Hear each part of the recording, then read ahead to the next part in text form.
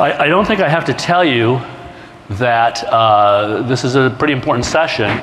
It was a session that was foreshadowed in the regulatory panel, in which among the kind of probing real-life questions asked, one was, why do I have to document a de-risking event? So I don't know whether we'll get to the bottom of that today. That was one in this panel, but that was a question in the other panel. If we do get to that question and other kind of important questions, we'll be able to do it because we have a pretty impressive group here. As I set the stage, a little bit, and I'm going to eventually bring in Emile to talk a little bit more about this, but the de-risking topic became a very real one for ACAMS in conjunction with the World Bank. And we held 2 meetings at the World Bank, and we produced 2 papers. One dealt with the overall topic of de-risking and its fallout, and the second focused on charities. So there we go. So to address this topic, I have Emile van der Does de Willebois, who is the global lead financial market and integrity and asset recovery at the World Bank. Sarah Runge, who is the Director, Office of Strategic Policy, Terrorist Financing, and Financial Crimes, U.S. Department of the Treasury. Nick Burbidge, Senior Advisor, AML/CFT Initiatives at the Office of the Superintendent of Financial Institutions in Canada. Dan Stipano, Partner, Buckley&Sandler. Les Joseph, who is Senior Vice President, Manager, Global Financial Crimes at the Intelligence Group at Wells Fargo. And I think I should say too that just a nod to Nick here. Nick, you're with OSFI, but after all of your service, many great years of service, you're going to be doing something new, right? You're going to be going into consulting. Yeah, I'm going to go into the consulting business, but with just enough time to spend time with my grandchildren and do the things that I want to do, but keeping my hand in on the AML CFT scene. Excellent. Well, I'm going to kick it off. I think everybody has we're going to do starter presentations. I'm going to start with Emile. Thank you very much, Kieran. Yeah, I was asked to give a bit of a background on de-risking globally and the work that we've done as the World Bank to look into this issue. So our involvement dates from late 2014 when Mark Carney, the chair of the FSB, the Financial Stability Board, asked the World Bank to substantiate the many anecdotes that were circulating in media and elsewhere on this de-risking phenomenon, and specifically look into the question of the decline in correspondent banking relationships. So with that mandate and with the support of both the FSB and the CPMI, the Committee on Payment and Market Infrastructure of the BIS, we set out to investigate this issue and spoke to global banks, GSIBs, about their de-risking practices and why that was happening, about those banks that were being de-risked on the receiving end, and to banking authorities in both places.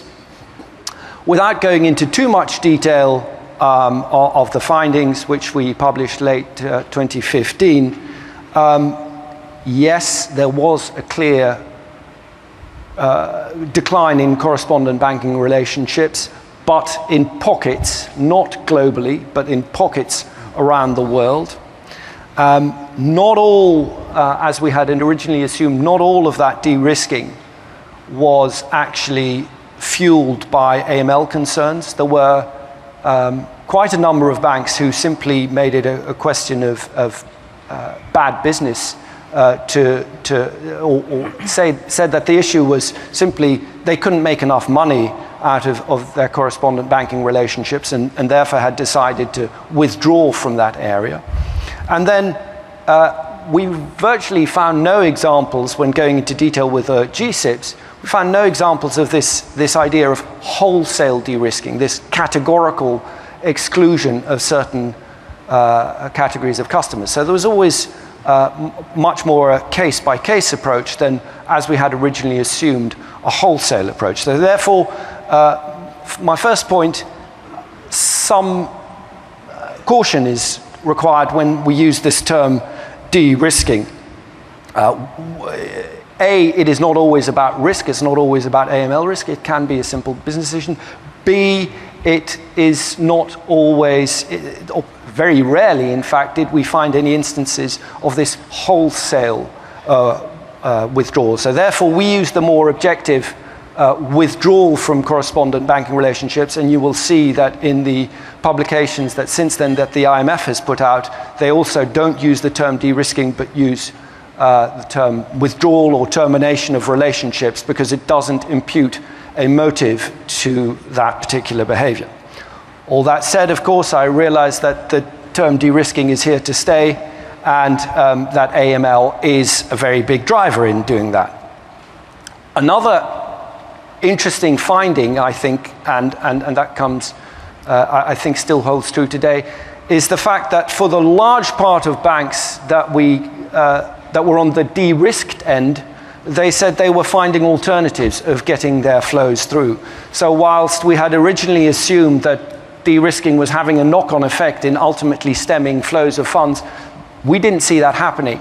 Now ours was questionnaire-based, and therefore maybe, our survey was questionnaire-based, so therefore maybe not the most solid basis for drawing conclusions. But if you look at the more recent report that the CPMI put out in July 2016, which is based on SWIFT data, they come to exactly that conclusion. Yes, a decrease in correspondent banking relationships, but in fact an increase in flows going through those fewer relationships. And I think that's a big conclusion, because it puts into question the assumed knock-on effect that I mentioned earlier, namely that fewer correspondent banking relationships means lower volumes of flows. And while that is certainly true for some countries, it isn't true for all countries. And yes, clearly remittance sectors are suffering in certain countries. Yes, clearly charities in particular, and I'll speak about that in a bit more detail at the end, are having problem accessing funds, but it is not an across-the-board picture, and therefore what we think is important, now we've done all this global fact gathering, is to go to the country level and see what the country-specific problems are and how we can address that. And that is one of the things we are doing actually at the World Bank this year, is having country-specific studies in the Pacific, in Sub-Saharan Africa, in Latin America, and in the Middle East, to see, what is happening at the country level, what is this de-risking leading to, and different countries require different solutions. So in some countries it might simply be a concentration, okay, maybe then that requires some extra supervisory effort. In other countries, maybe it is the concern about AML, CFT, and that not being adequately supervised. Then we, as the bank or as the IMF, can support those countries in beefing up their AML system. And in some countries, it's simply going to be a business decision, and we should be modest as policymakers and realize that we can't go, those are things that we as policymakers may not be able to address. So let me ask a question here, just if we're all agreed, and kind of put this to the panel. Are we jettisoning the term de-risking? Are we going with withdrawal of correspondent services? Is that what we've decided? Is that the thing? Do we agree with this? Or is there a withdrawal of correspondent services that is this evil thing, de-risking? So I'll just come in first. I think there are a couple things. The first is that, so I agree with Emile entirely. My greatest pet peeve is actually the use of the word de-risking as a verb. De-risked, I de-risked, that particularly great. But the challenge here is I agree with Emile in the context of correspondent banking, but of course this term is used much more broadly in the context of different types of products and services, whether it's money services, businesses, or other. So I think withdrawal of certain types of services, we have restrictions. So in other words, in some contexts, it's not that the correspondent banking relationship is being terminated, but it's being restricted by the correspondent bank to not allow certain types of flows to come through. So it kind of depends. I agree as it relates to correspondent banking specifically that, yes, in the US we are very happy with the with the term that the IMF have started to use. I think the horse has left the barn on the nomenclature. Yep. Good point. De-risking's taken on kind of a pejorative connotation, unfortunately. But it was a lot easier on the slides. Withdrawal of. But try as we may, I don't think we're going to get rid of it very easily. We started off by referring to it as demarketing.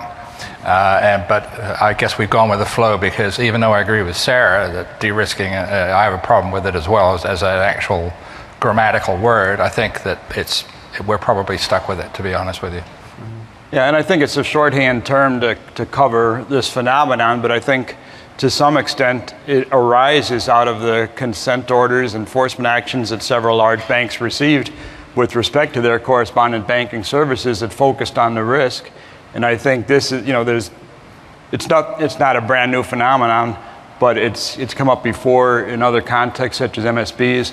But I think that there's definitely an element of risk consideration at its genesis that has caused banks to look more carefully at the types of customers they're providing services to and the kind of services they're providing. Emile, should we go on or do you want to finish? No, I realize that we're stuck with the term. I'm not suggesting that we can change this. I wish we could, but I think we're stuck with it, and it's now become shorthand for this whole phenomenon. So, right. Anything else on? Well, my last point was going to be that given that it's a country by country phenomenon, we need, it requires tailored solutions and it requires input from everyone. It requires and the banks and the regulators and the policymakers and everyone to get around the table. And I think this whole idea of having a multi-stakeholder approach to it is really very important, and it cannot be solved, just by a new guidance note from FATF or just by whatever. People are still looking for that silver bullet, and I think that's unfortunate. I think we should switch to the multi-stakeholder approach, and that's exactly what we're trying to do in this collaboration with ACAMS, is get together both the private and the public parties. So yeah, let's talk a little bit, just so everybody knows, who was at that, who showed up? So at the first big event we had last year, we had both, regulators and policymakers from North America and Europe, but also many government representatives from the Caribbean, from the Middle East, from Sub-Saharan Africa, and some of the financial institutions from those countries as well, to have that direct interaction, and including charities and MSBs, which are obviously at the receiving end of what I agree is properly. About 100 people. About 100 people, yeah. Exactly. Yeah. So. Sarah, you want to? Yep, thanks, Kieran, and thanks to ACAMS. Oh, we have it. That's right. We were gonna hold that thought for 1 minute. I want to ask this poll question. As you thought about de-risking, and since we've sort of defined it, this time next year, your institution's number of correspondent banking relationships will increase, decrease, stay the same. So that goes to that topic. And has everybody got the numbers? Oh, wow. Nobody's getting adventurous. Banks really do vote. Sir, can you start? Oh yeah, I'm sorry. No, I don't have your I keep slide. having I want you to. That's okay. I have Okay, my stuff here. But I just want to thank ACAMS for inviting me. I love coming to this event. It's a really great opportunity for me to actually thank all of you for all of your ongoing work to combat money laundering and terrorist financing. This panel in particular brings together all different parts of my professional life, because I do a lot of international work, which is how I know Nick and Emile, and I do a lot of domestic work, which is how I work closely with Les and Dan in his prior life. And then Les and I do a lot of international work together. So it's nice to sort of bring all these pieces together, which I think is a really critical point on this topic. I just want to spend a couple minutes, and it's sort of echoing Spencer's comments on the prior panel, The US government has invested a tremendous amount of resources and time over the last 3.5 years on this issue of de-risking. We have traveled to and participated in meetings led by the G20, the G7, the Financial Action Task Force, the Global Partnership for Financial Integrity, the Financial Stability Board, the World Bank, the IMF. In addition to all of those, we have held a series of our own stakeholder meetings in the Caribbean, in Central America, in the Gulf, and we've had a couple of those each, bringing together private sector, regulators, and policymakers from a number of jurisdictions to come together to work through the issues. So we have invested a lot of time on this. We think it's incredibly important to try to understand what the drivers are. I think we've all learned over time there are many of them. And as Emile said, there isn't one and we have to work through them. And I fundamentally agree that it comes down to moving on to solving these problems. And I think the key part is the reason why it's harder for everybody to move from looking for a silver bullet to actually addressing the issues is that everybody has to address the issues, right? So it isn't just the US government, it isn't just the private sector, it's not just our foreign counterparts. Everybody has work to do. That is one clear thing that has been identified through these last number of years on this issue, that the results of the reasons for some of these account closures have been as a result of the need to do, we put them into sort of three buckets. The need to clarify regulatory expectations, the need for foreign jurisdictions to improve their AML CFT regimes, and the need for us as a government in the United States to invest in technical assistance to assist as appropriate the development of those regimes in foreign countries. So, and I want to make a really key point here. I'm just talking from the US perspective. A really important part of this, though, is not just the countries that may be losing correspondent accounts, but the US is not the only jurisdiction, and we are not the only institutions in the world who are terminating a correspondent banking relationship. So inevitably, we end up in this scenario in which FATF issues guidance or the FSB makes recommendations, and they get to things like how it is that governments can clarify regulatory expectations. And you heard Spencer in the prior session talking about the OCC guidance. The Treasury and the federal banking agencies issued a fact sheet last year. These are all ways that we have intended to try to basically do what we think is important now, which is provide guidance as appropriate for effective implementation of rules that we've had in place for a long time. The problem we have is that we're the only country that's doing that. So when I meet with my foreign counterparts, and I went to a G20 meeting a couple weeks ago in Vienna, that was my ask, like, who else has actually done this?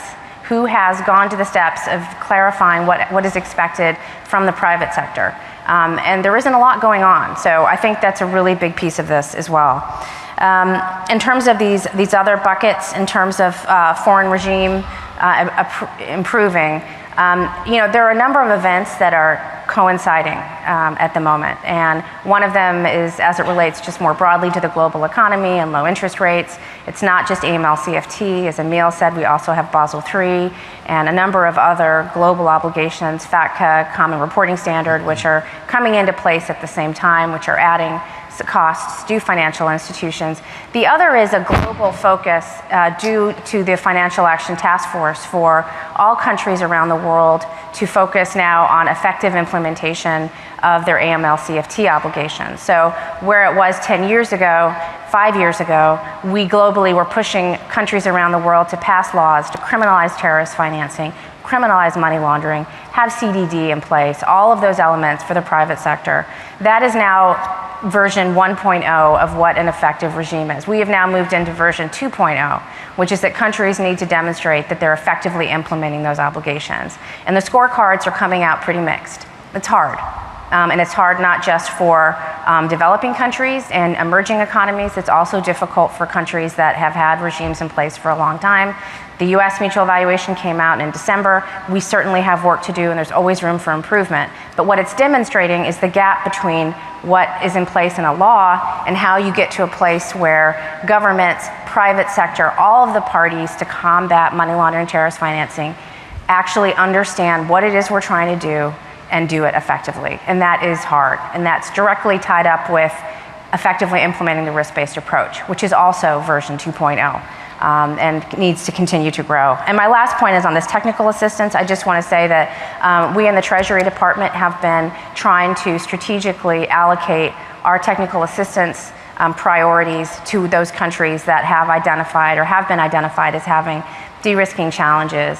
And in particular, it's not just about any TA. I completely agree with Emile. Every country is different, and the issues that they are facing and the reasons for loss of correspondent banking is different.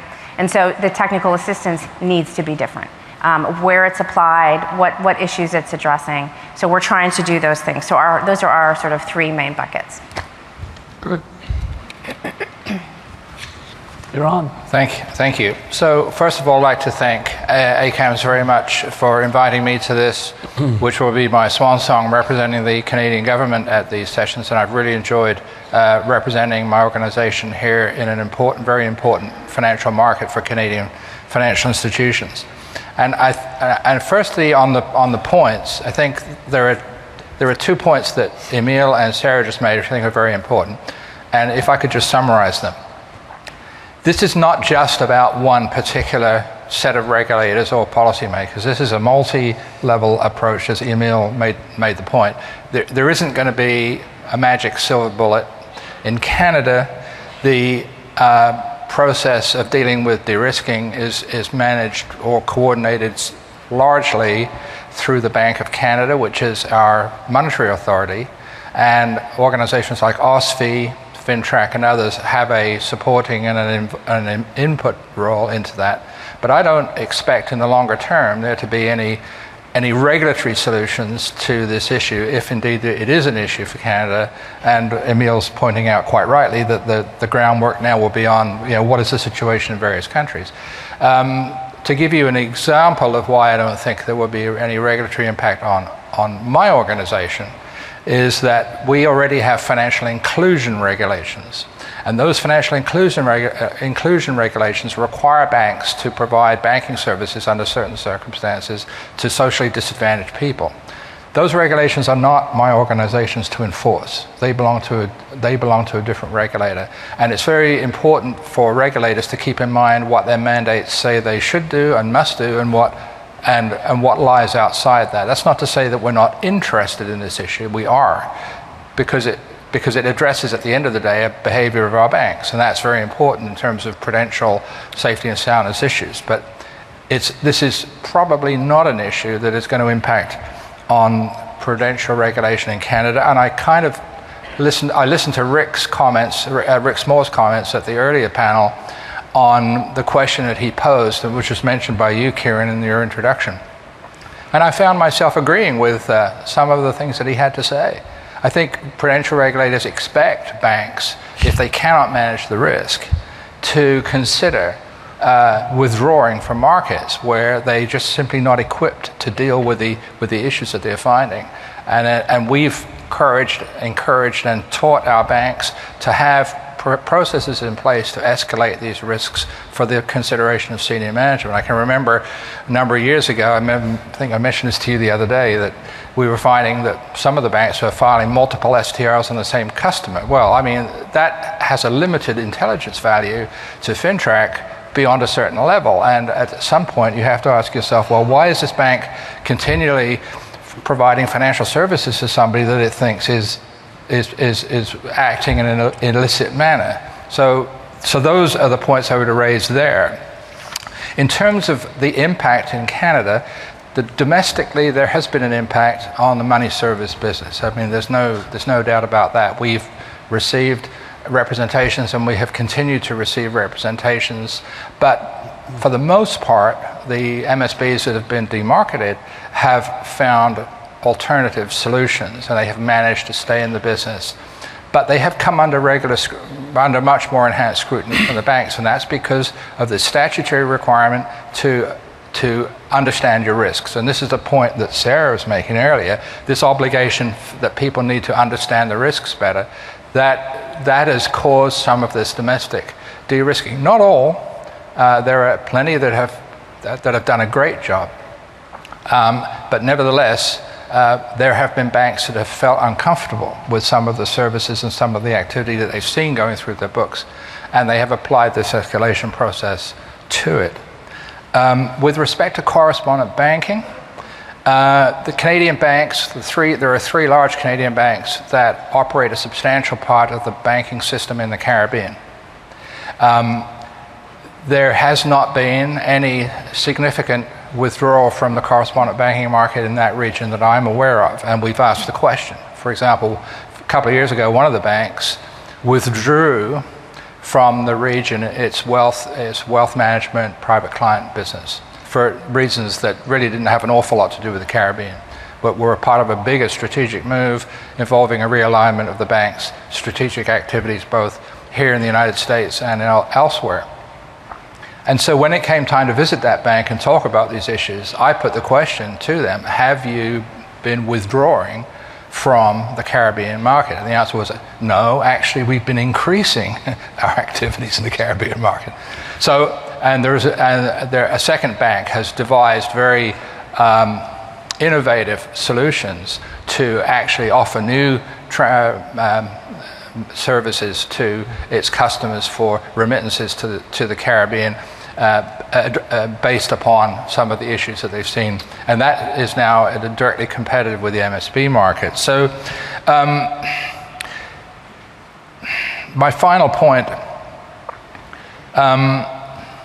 this is a complex set of issues, and prudential supervisors, I think, play an important role to advise and comment on and provide information for and to support the process. I'm very happy that in Canada the dialogue is through the Bank of Canada with the Financial Stability Board, and I think the Financial Stability Board is probably the place where we're going to see at the end of the day some directions and some suggestions and some guidance for some countries to say, you know, we think you should look at this or that. I agree with Emile, it's a multi-agency approach, and I'm not sure we're going to see the end of it this year. I'm looking forward to where the dialogue takes the AML community in the future.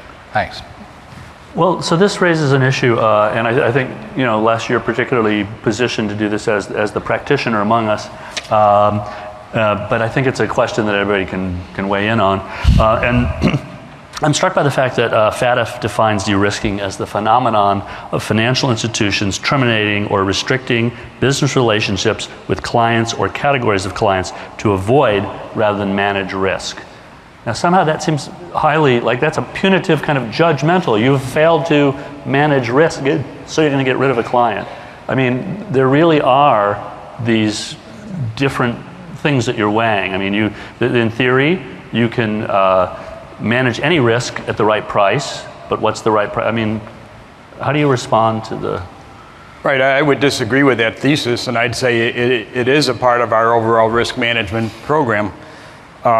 I think generally banks are making decisions on whom to bank and whom not to bank based on sound business and risk management decisions and principles.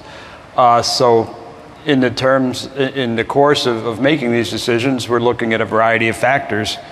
In some cases, correspondent banks are making strategic business decisions to withdraw from certain markets or exit relationships with certain financial institutions because such relationships are not strategic or profitable. So a strategic relationship, and that's generally how we're approaching correspondent banking now at Wells Fargo, is we're not looking for someone who just wants a US dollar clearing account. If we're taking on a partner, and that's really what it is a business partner, we're looking to see a relationship that can grow and develop into multiple products, you know, if it's a bank as part of a larger network, into multiple relationships, and really be a partnership for growth. So that's one reason. In some cases, banks are withdrawing from entire markets because they just find, for one reason or another, the jurisdiction is too risky. Either it's not, they don't have an effective regime, as Sarah made reference to, and it's risky for that reason, or it's just too high risk an area where we can't manage the risk in that area. So I think I believe it's more of a risk management approach than a risk aversion approach. Well, we haven't talked about, we've kind of hinted at it, the concern for regulatory penalty and how much that has driven this phenomenon. And I think now, Dan, I'm going to put you on the spot, of course, because you have been a regulator for 30 years, was it? Roughly, yeah. About 30 years. And so now you've left, you're in practicing law. So come clean now. Were you too hard on? No, I wouldn't say that. I think it's interesting, though, the characterization that you had just recited there. I don't recall anyone at OCC characterizing de-risking that way when I was there.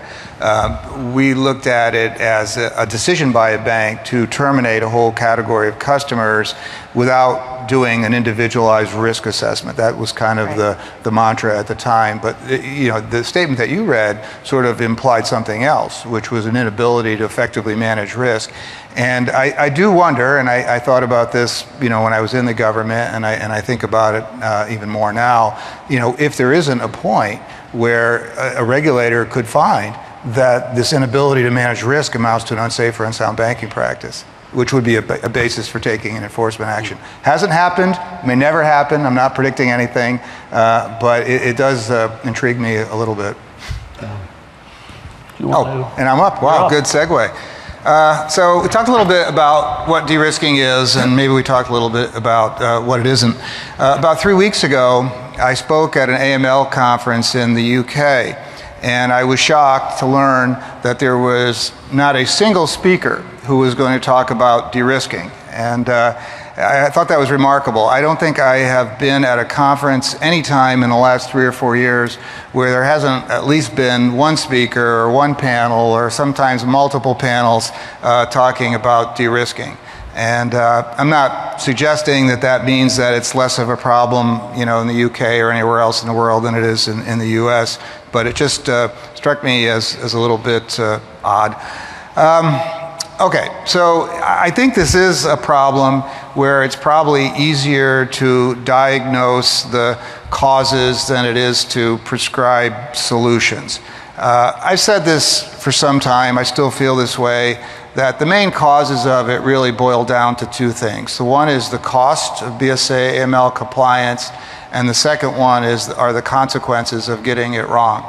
So I look at BSA, and I have the benefit of many years of perspective on this, going back to the 1980s. When I started doing this stuff, it was the BSA was really a main weapon in the war on narcotics trafficking and money laundering. And then after 9/11, we added terrorist financing to the mix, and we continue to add, human trafficking, elder abuse, on and on. So it's become kind of this all-purpose weapon for all kinds of financial crimes and some non-financial crimes. And I do wonder, I have thought this for some time, whether this system that was basically created in the 1970s is really the optimal way of attacking those societal problems. I really starting to question that, if we're not taking on too much with it. And same thing with the regulations. The earliest regulations go back to the 1970s, and then there were more in the 80s and more in the 90s, and then a lot of them after 9/11. And nobody, to my knowledge, nobody's ever gone back and taken a look at the regs, and with an eye towards whether or not there are some regulations perhaps that could be changed, could be amended, maybe rescinded. The banking agencies do it periodically. They have to. They're subject to this law that was mentioned in the earlier panel called IGRIPRA. Every 10 years, they got to go back and look at them. I felt when I was in the government, I still feel the same way, that it would be very healthy and beneficial in the BSA AML area for the government to do a top-to-bottom review of all the regs that are on the books, with an eye towards eliminating regs that are no longer useful or not as useful as they were. I mean, it's possible you would do this and at the end of the day say we need each and every one of them and they're all, written beautifully and there should be no changes. But it's also possible that you could do that review and find that maybe we don't need every single regulation. Maybe there are ways to reduce regulatory burden. And I think that's really the key. To me, anytime, if you're a bank and you have a relationship that is going to cost you more to satisfactorily manage the risk than the amount of profit you're getting off the relationship, then it's just simply a no-brainer. You're not going to continue to maintain that account and lose money or not make a whole lot of money, particularly when you compare it to the amount of risk that you're taking on and potential liability. So number one, I think in terms of trying to solve this problem, I think that something has to be done about this cost issue, or I don't think this is really going away. The second thing is I look at the consequences. And we're in a situation right now, and this has been true for quite a while, virtually every major bank in the United States is under an enforcement order based on BSA AML compliance. Almost every one. And some of them are also under deferred prosecution agreements. Some of them have been assessed civil money penalties in the hundreds of millions of dollars. And they're long-standing actions. I mean, there are some of them that have been in place 3, 4, 5, 6, 7 years. And as long as that's the case, that is going to contribute to an environment of risk aversion. And it just causes banks to be more conservative and less willing to take on risks. So, at some point, the banks are going to need to get out from underneath these orders, I think, to improve the environment and make them a little bit more willing to take on risk. And then the other thing is individual liability. I think we have a breakout on that. So far, I would say more talk about individual liability than action, but the talk, nonetheless, just scares the daylights out of people. Yeah, in actually doing our enforcement action survey, we noted that there were really, with the exception in the securities industry, the kinds of personal liability issues that are often brought up with disciplining a broker, often at a small brokerage firm. There was not a lot of that in 2016, despite all the fears. No, more rhetoric than action. But I think the rhetoric also still has an effect. And anybody who is a compliance officer, and I'm sure there are many of them here in this room, when you read about you read calls from congressmen and other important people to put bankers in jail because of AML failures, and you're facing a potential loss of your personal freedom and your career and all that. It's going to make you more risk averse. So I think some things are a little bit out of whack right now, and I think that's really what's caused it. And until that pendulum kind of gets back in the middle again, I think we're going to continue to have these problems. The other thing too, people look at enforcement numbers, and they've been pretty steady and maybe even declining a little bit in the last few years. But it's not all about enforcement. The costs are driven up by things like MRAs. This was mentioned a little bit this morning. Criticisms in exam reports. Informal actions, the world doesn't see those. I mean, they also, run up the cost too. So costs and consequences, for me, those are the problems. And it's sort of interesting. There also is a rise in FCPA stuff, and that there are often trigger events, and maybe we haven't seen the latest trigger event. For instance, the sanctions kind of cases that arose out of the DOJ and the New York Department of, the Manhattan District Attorney's Office and everything. Yeah, well... So if there's something in the pipeline you'd like to tell us about. Well, if there is and I knew about it, I would be unable to speak to it. Yes. No, I don't know. I'm going to go back. Yeah. I want to introduce, if I can go back, it's working. Sometimes they don't let you do that. Just look at this. So I realize this is not a scientific survey. But it is a heartfelt survey of our audience. Does anything here surprise you? I mean, it looks like we're going to see that mostly people think they're going to, get rid of, to the degree they're going to do something. A lot of people are saying the same, but there's a movement towards changing, getting rid of some of these relationships. That doesn't surprise me. From my perspective, yes. Well, it's very interesting to note. I was at a conference, a bit small, about 200 people, BAFT at Madrid 2 months ago. We asked exactly this question, and the decrease was a little under 60%. So there is possibly a real difference. They were almost exclusively European-based banks, so there is possibly a difference that some people have speculated about on the basis of anecdotes. Is this de-risking wave now moving steadily across the Atlantic? I don't know if that's true, and indeed one would need something more scientific, but this is an interesting finding. No surprise for me here. These numbers are, because we don't know which kinds of institutions are saying they're increasing discretion or saying the same, but assuming it's kind of a broadly similar profile to what I would see in the Canadian banking system, these numbers are pretty consistent with everything that we've seen. I'm absolutely not surprised at all. They may be a kinder audience than the one in Madrid. Okay, so no, I'm not done. So why is this bad? Couple reasons why it's bad. It's not good for the government. It's not good for law enforcement. It's not good for regulators because it makes the system less transparent. I mean, it's sort of an obvious thing. The business, it goes somewhere, right? It's got to go somewhere. Sometimes it goes to banking institutions that are less well equipped than the original institution to manage the risk. So that's not a good thing. Sometimes it just bypasses the banking system completely. You know, goes underground, goes to the shadow banking system. Even worse. So it is a bad thing, and it does create, in my view, and Sarah's probably better versed to speak to this than me, some geopolitical issues for the U.S. because some of these institutions that are being de-risked are big, influential institutions in countries that are allies of the United States. And it's a little bit hard to explain to those governments why these venerable institutions can't get a bank account in the U.S. So not a good thing.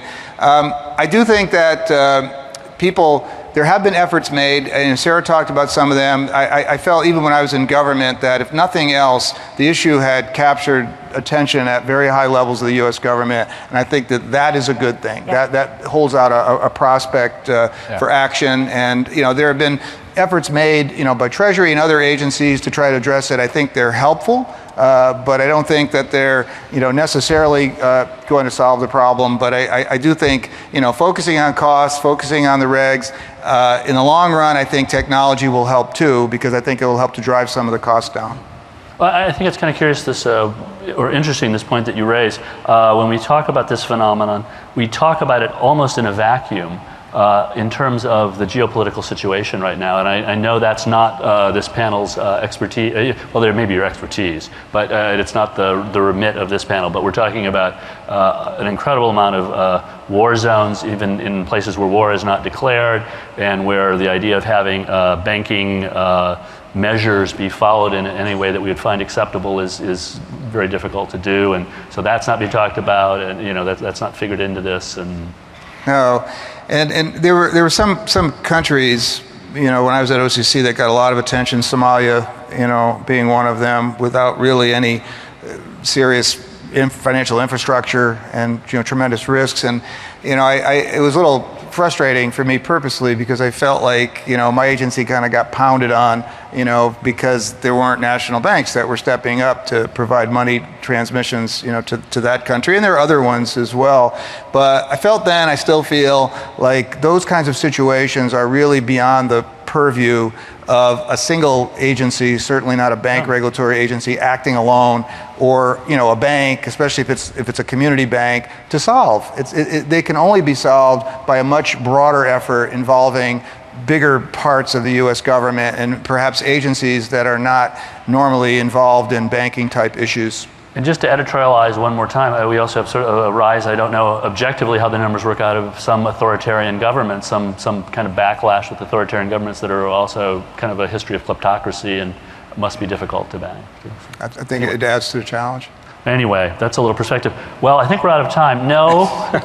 I tried to run the clock, Les. We have time for Les, who's waited patiently.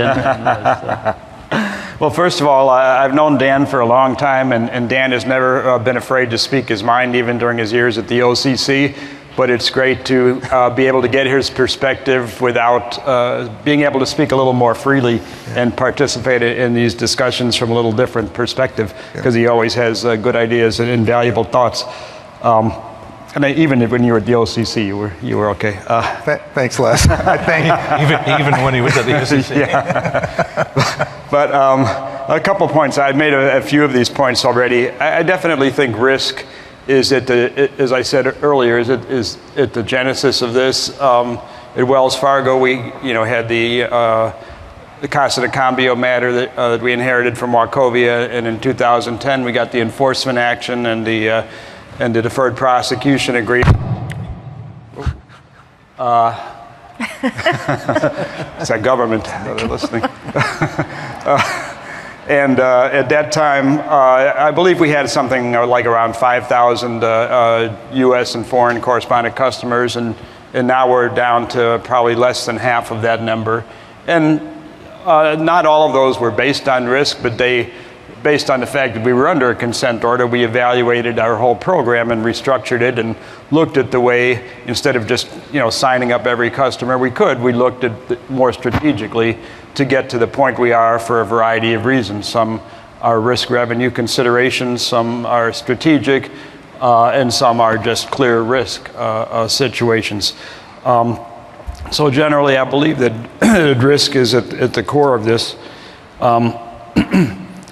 I think I certainly agree with Dan is the last point makes that the de-risking can actually increase the financial crime threat to the whole system.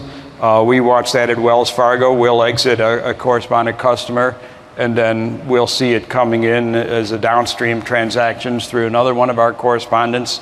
So we're the customer is exited, but we're still getting those transactions, which is a concern. So that's an issue that we discuss with law enforcement. And then, to the extent that these decisions contribute to problems with respect to financial inclusion, banks are willing participants in the search for solutions.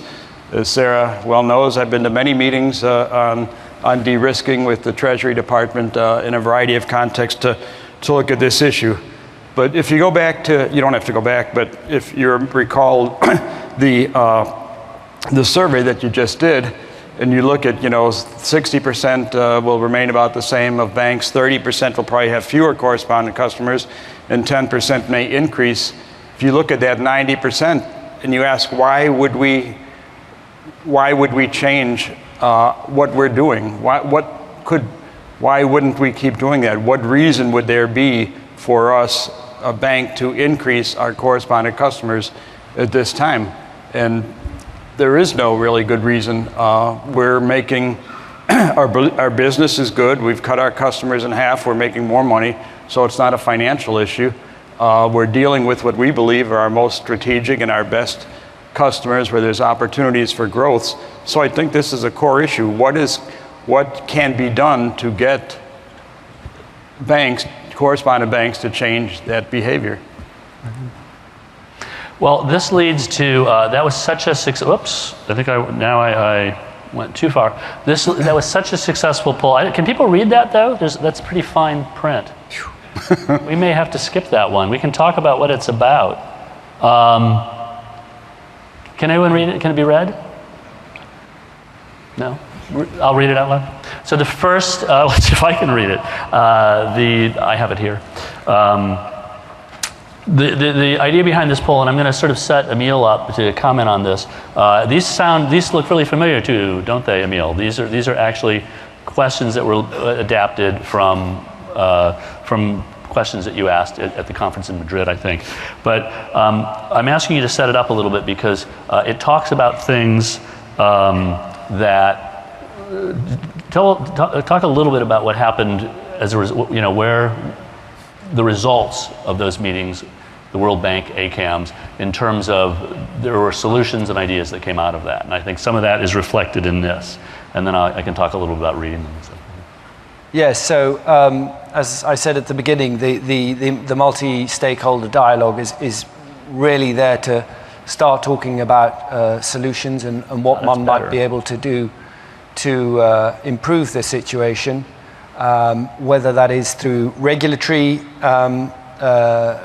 international guidance, which is the last one, or whether a lot of people have argued that ultimately the solution is going to be technological.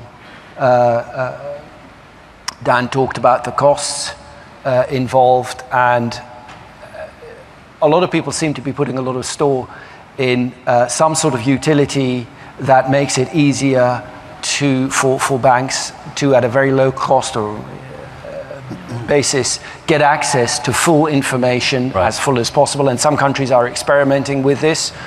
Mexico is an example that is often discussed, but other countries are coming online and starting to do the same thing. The question with the KYC utility is, to what extent are banks completely allowed to rely on that, and to what extent is it just a tool that they use, but ultimately they remain responsible for, which I think is what the position that most people take. But of course, many banks would like there to be a higher degree of reliance. So that's the first one.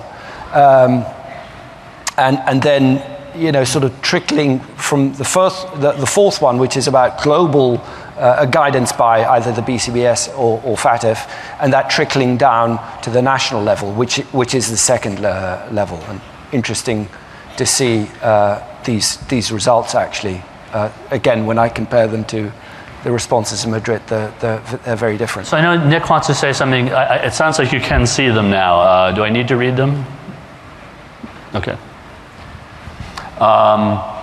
Yeah. Nick, you were going to say something. Yeah. I'm a bit surprised, actually, because this morning's session, the first session, where the regulators were talking about a whole bunch of... One of the polling questions that you as an audience answered was, well, the biggest issue, and I've forgotten what the context of the question was the supervisory expectations issue. Yeah? Remember that? Okay. So now I look at this, and to me, this is an illustration of why it's a bit like when me and my brothers are small. We kept asking our questions, are we there yet? In the car, remember that? Are we there yet? I don't think we're there yet. So I look at the second, everyone's saying the second item, which is national legal or regulatory changes, but I'm not at all sure I know what those national legal regulatory changes would look like. Most of our countries, and I know this is the case here, and I know it's the case in Canada, where this correspondent banking field is already regulated to a degree by collection of customer information and the overriding risk management requirements. So for my money, the third option is probably the one that makes the most sense in terms of dealing with if the push to de-risk is coming, as some banks say, from the regulatory community, then the idea of creating a safe harbor or some sort of standard that you've reached that you can demonstrate that you've done as much as you can reasonably be expected to do makes I think a lot of sense. Having said that, I'm only around for the rest of the week, so you don't really need to listen to me at all. But so I'm a little bit surprised, because the second one to me is just a bit of a grab bag of a whole bunch of things that might happen. Not quite sure what they could be.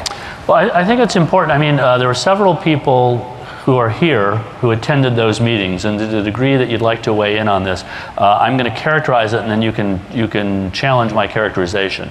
The first set of meetings, which dealt with a whole wide range of issues, ended up in chaos.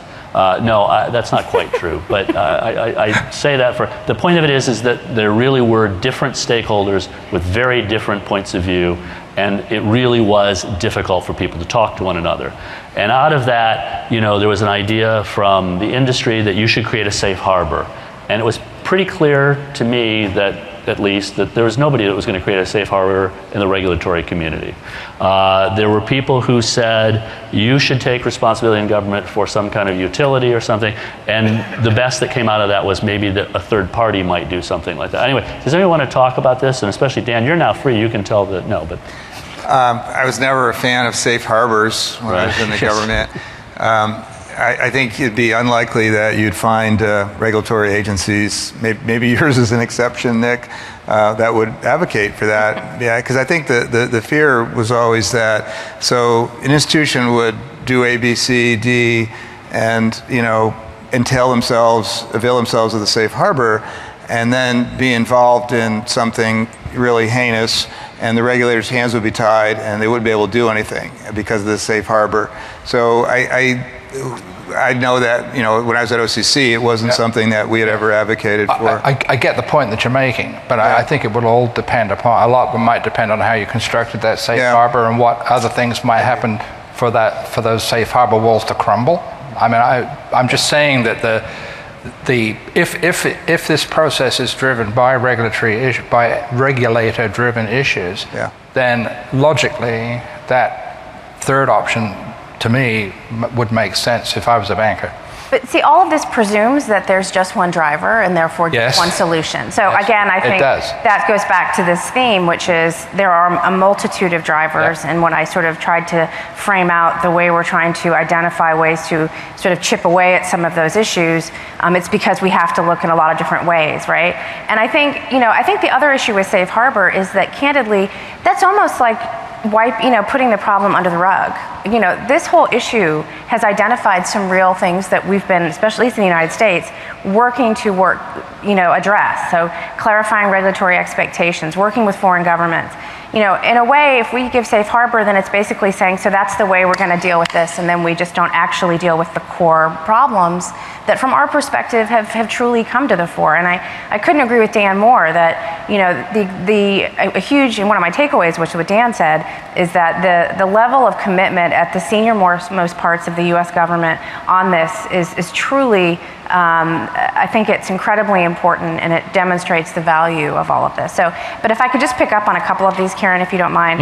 In terms of the utility, we have been engaged on a regular basis with stakeholders in the United States, globally. There was a meeting last week in Europe that someone from my office attended on this, and we're looking at that situation, but there's a lot of, what is in that utility. I mean, there's a lot of question marks still around that, because if you're talking about putting together a utility of information collected for EDD, that just gets to be very difficult in terms of imagining a scenario in which there is reliance on something like that. And then, of course, the information is only as good as what's put in. So there's an integrity question there too. But I do think there's value to continue to engage on that. I think the way the second one is framed in the response is interesting.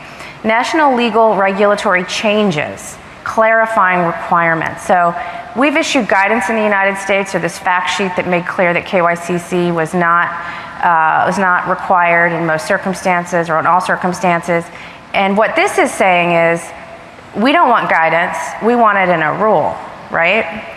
So I think this gets to the rules versus risk-based approach. We are trying to preserve the RBA by saying, look, we've put out there 312 is embedded in the RBA, and then we tried to have guidance that clarifies. But this is sort of saying go the other way. We want certainty. We want certainty, not clarity, which is not something we would get behind. Well, I was just going to observe, and I like those points that Sarah has made, but I think that, and I'm not even presuming to argue with the U.S. Treasury, but I would say that in my experience, bankers want regulations, because whether they create a safe harbor or whether they do this or that, and one of the reasons why bankers like regulations is because then when they can come back to the regulator and say, well, we did what you told us to do. It's called a rule. It's called ticking the box, right? We did what you told us to do. We must be okay. And that's part of the discussion about the safe harbor. We did so there's got to be a risk element in there. To that extent, I absolutely agree with Sarah. There's got to be a risk assessment element in there. But that's one of the reasons why bankers, all due respect, like regulations in my experience, because that's what they can say to the regulator. We did what you wanted us to do. Yeah. My perspective is that goes back to my question: what can the U.S. government do to cause a U.S. bank, Wells Fargo, to change what we have been doing? And I don't think any of these are going to make a difference, because remember, I'll speak for Wells Fargo, but I think it's true for most of the other large banks. We're not complaining. We're doing well in our business, and we're satisfied with our model. So unless there's some reason for us to change what we're doing, I don't see that happening. And the only thing I could see causing us to change is if there was some sort of positive benefit. And, Wells Fargo wants to be a good citizen with respect to financial inclusion, and we would like to do more, but we're not going to do it. By exposing ourselves to greater risk unless there's some benefit. So for example, we still bank MSBs because my boss thinks it's the right thing to do. We put ourselves at some risk for doing that, because if something goes wrong, we're going to suffer the consequences. But yet we get no positive benefit for banking MSBs. In no exam report does anyone ever commend Wells Fargo because we're being a good citizen and bank MSBs. And it's the same way with correspondent banking. No one would ever say to us, congratulations, you're banking some banks in the Caribbean or in Central America that really contribute to financial inclusion. So I think somewhere in that equation, that's the sort of thing that might incentivize correspondent banks to reevaluate their policies toward inclusion. So, Sarah, basically you're saying that 54% of the respondents to this poll are misguided. No, I think they want certainty. To Nick's point. Sounds good. All right. Yeah. I'm going to come back to that one. Let's just talk briefly. So I said that the meeting broke out in chaos, but there actually were some, at least, thoughts that people had for correspondent banking and what would improve it. And they included this greater transparency and communication between the correspondent and respondent bank, dealing a little more sensitively with geographic and jurisdictional risk, and realizing that not all banks in the same geography represented the same risks, and exiting a relationship without explanation. The respondents really wanted to know, why they were being exited, and felt that it was unfair and that they didn't get feedback, they couldn't improve their practices, etc. So I don't know. Does anyone want to take this by the horns a little bit and say what? Well, if I could just take that first point, the need for transparency and ongoing communication, triggered by something that Les just said. You are still banking MSBs. In the minds of many banks that are being, and I agree with Sarah, I don't like the word, but that are being de-risked, it is that they engage. I mean, I said at the beginning, we didn't see many examples of wholesale de-risking, but where we did see it was in this sort of preemptive or second-guessing de-risking, i.e. banks at a local who wanted to be, more Catholic than the Pope. So they thought, my bank is not going to like it, my correspondent bank is not going to like it if I have a relationship with MSB. So to make sure that I'm on good terms with my correspondent, I better de-risk these guys now. And we had several examples of banks that said, well, we got rid of all our MSBs because we were worried that if they came by for a visit and saw these MSB on our books, we'd be de-risked. So we thought we'd better take action before that. So any sort of communication that says, actually, it's okay, provided you've done X, Y, and Z, to have those on board, I think would have been very helpful. And there's sort of, and it sort of goes to the third bullet as well. It is very helpful for them to know how far they can go and that they can take those on board. And it's very much in the interest of financial inclusion.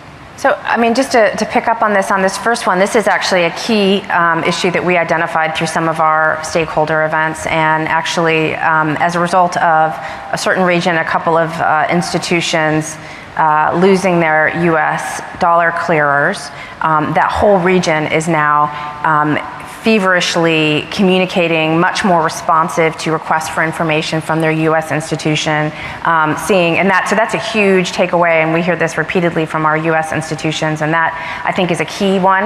And again, this goes to the two-way street, right? Not just the correspondent, what are the expectations on the respondent? What is it that they should be giving back? And there's one thing that I actually think we should also put in here, other than the ongoing communication. Another key issue is the need for foreign countries to be communicating publicly about enforcement actions. So this is a key point we've been making with our foreign counterparts. You need to be communicating the fact that you're effectively supervising and holding your institutions to account publicly, because our institutions read that, and that's one of the signs of that the regime is working more broadly. And the other is a need to publish, to the extent that they've conducted them, assessments of risks as it relates to money laundering and terrorist financing, putting out in the public realm that a country has conducted an assessment of their risks, they've communicated that, and they have identified that, putting that out. Again, I think these are things that hopefully for global banks will be really helpful in the context of the second bullet, which is the geographic risk, but also, I think more broadly, how that filters down to the private sector. Yeah, I like all of that Sarah just said, and I would add on one small area, and it relates to something that someone said earlier, that there are some areas of the world where correspondent banking is in demand that need to take a more realistic assessment of where they are in terms of compliance with FATF standards. And this is, we've all agreed earlier that the bar from the numbers that I've seen thus far, the bar has not risen an awful lot in terms of effective implementation of standards. And so, yet I have seen some places in the world claim, well, we're fully compliant with FATF standards. That's not a credible response to the assertion that countries have to up their game. When I see statements like that with relatively small numbers of countries assessed so far in the fourth round, none of which have got, including my own, have got stellar results on IO4, which is the effectiveness standard that talks about implementation of CDD and other measures. Nobody is doing well on that. And so to make these blanket statements, well, we're all fully compliant, I've seen that and it troubles me. I just leave that comment. I want to take a moment to, one of the highlights, one of the sort of bright spots, I think, in terms of people agreeing at these meetings, these ACAMS World Bank meetings, was over charities. There was a real desire to do something about charities. It doesn't mean that there were easy solutions that were arrived at. I don't know if anybody wants to address that a little bit, but there was a subsequent meeting, a report, and there's working groups being formed to try and deal with this issue.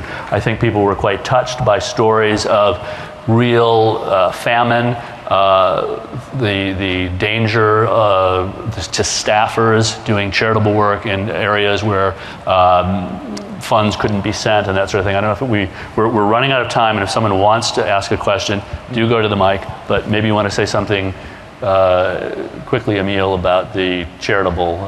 Yeah, I mean, other than to emphasize your last point, it's terribly urgent. We've got famines about to break out or breaking out in Yemen, the Horn of Africa, northern part of Nigeria. And in some cases, we are hearing that banks are unable to pay for the grain that they need to stem that. They cannot get the trade finance to get the food stuffed in. So we're working feverishly on that point. Now that's trade finance and charities, because charities have the same situations in the same hotspots. But it's a very urgent problem, to underline that. Yeah, I mean, I think this is a problem we should be able to resolve. It's not one that obviously a bank can resolve itself, because these are very high risk situations, but if there's ever an area where you might look at a safe harbor in cooperation with the bank and the government working together, it would be with charities. These were some of the solutions, and that is in quotes, that arose out of the meetings, and again, working groups still sort of looking at these. So, any questions from the audience before we go? We're just about out of time. I'm going to go to these decks are available, so please make use of them. You can find the links to the documents that were the reports that were done from those World Bank ACAMS meetings, and I think there's some other resources in there too if you'd like to use these documents, use these slides. We're going to let you go first. You get your takeaways. Gosh, thank you. They're on the screen, and I don't have much to add to them. I think, as I said at the beginning, that this very complex problem is going to be solved hopefully by the FSB giving direction to the players around the world. And the big advantage of the FSB is that it has the ear of the finance ministers, particularly the finance ministers of the G20. So nothing much to add to the takeaways that I've already put on the screen. All right. Yes, similarly, these are points that we touched. Jurisdictions must develop and maintain effective AML programs. Banks must develop and maintain effective AML programs if they want to have correspondent relationships. And the problem can only be addressed if there's a collaboration among the policymakers, the regulators, and the financial community. No big surprises here. I think that The main thing, and I'm going to deviate a little bit from what I'm seeing on the screen here. Again, I think that unless and until the costs and consequences of BSA compliance are addressed, we don't really make a dent in this area. And I'm going to steal a takeaway that Les didn't mention, but probably should have. I think that we have to think of it in terms of what incentives are being created for these large banks that have de-risked customers to bring that business back. Because at the end of the day, we can do all this kind of stuff, but if we don't put something on the table that causes that to happen, again, I don't know that it really makes a difference. Sarah, you get a... Yes, I just have one. I talked to a couple of them, but I think another key point for everyone in this room to understand is that the U.S. effectiveness, the effectiveness of our broader AML CFT regime is actually part of what's responsible for improving global implementation. So the work of your institutions, the standards that you hold in place as it relates to managing the risk of your foreign respondent is actually raising the game of your counterparts globally. And that is an extraordinary thing. And I think everybody should take that as a positive takeaway in this conversation. So thank you. That's good. Any last words from anybody? Emile? What I said earlier, I think we need to move now the debate from the global to the national and the local and think about country-specific solutions and bring the right people around the table to discuss it, not think about one big solution that's going to work for all, but need to work at the country level. Thank you. Well, fill out your evaluations, please. Lunch is served downstairs. So enjoy lunch, and we're back here. And take your things. Remember to take your things.